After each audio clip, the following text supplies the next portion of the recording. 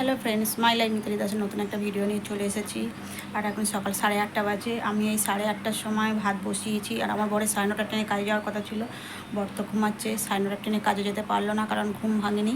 কারণ আমরা রাত্রে 3টে 3:30 সময় শুয়েছি।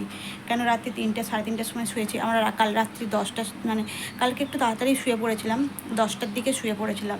কিন্তু যখন শুয়ে পড়ি, হঠাৎ বাপের বাড়ি থেকে ফোন আসে। আমার কাকা ফোন করে বলছে, মা তোর ভাইয়ের অ্যাক্সিডেন্ট করেছে। তো আমরা তখন তাড়াহুড়ো করে তো চলে গেলাম বাপের বাড়ি, মানে আমাদের এখানে বারুইপুর হসপিটালে চলে গেলাম। ওখানে ভাইকে নিয়ে যাওয়া হয়েছিল। গিয়ে দেখছি বেশি কিছু হয়নি।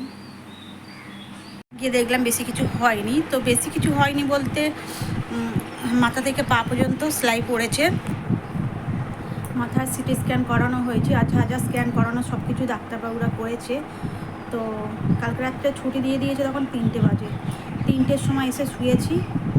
সকালে ওই জন্য ঘুম ভেঙেছে, মানে যে টাইমে সকালে ঘুম ভেঙেছে, কিন্তু শরীরের মধ্যে যেন কেমন একটা কষ্ট হচ্ছিলো, একটা কীরকম গা গুলানো গুলানো ভাব, কেমন যেন একটা আলিসি আলিসি ভাব লাগছিলো।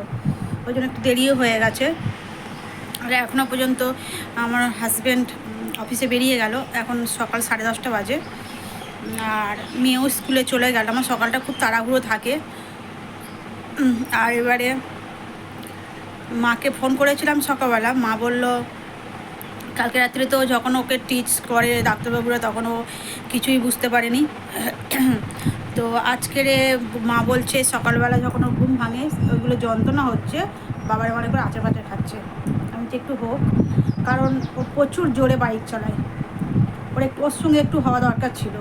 আমাদের তো কারোর কথা নেয় না, আমার কথা তো দূরের কথা, আমি তো দূরে থাকি। মা বারণ করে, মার কথা নেয় না। আর সঙ্গদোষ না বন্ধুরা, খুব বাজে জিনিস। ওই যে বন্ধু বান্ধব নিয়ে চলে যাবে, গিয়ে আর ওরকম মানে জোরে বাইক চালাবে।